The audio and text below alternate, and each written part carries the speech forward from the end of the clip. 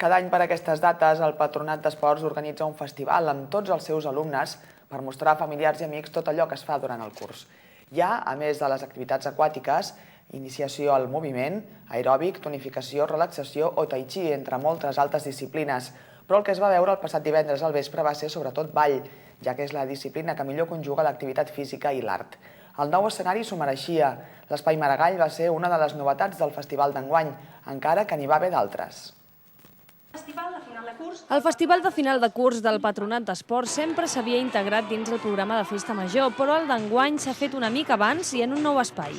Un grup d'antigues alumnes va ser l'encarregat de trencar el gel amb un animat ball d'una cançó de Queen que va fer entrar en calor el nombrós públic que va acudir a l'Espai Maragall.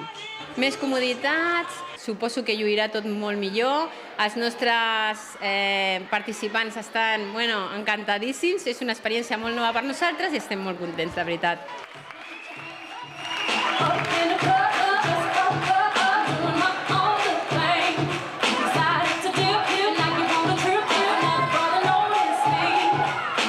Per l'escenari van desfilar grups d'alumnes de totes les edats, des dels menuts que fan iniciació al moviment fins als adults amb la dansa del ventre, passant pels nois i noies del jazz i el jazz infantil.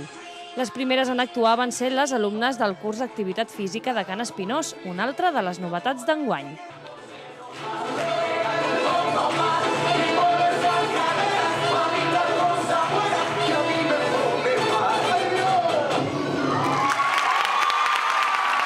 Nos ha costado, claro, porque nunca hemos hecho nada nosotras, pues nos ha costado.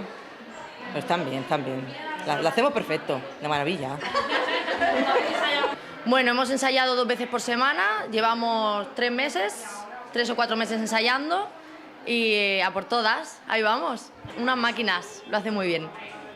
El públic va participar de l'espectacle amb enèrgics aplaudiments i és que després de moltes hores d'assajos, el festival va ser tot un èxit.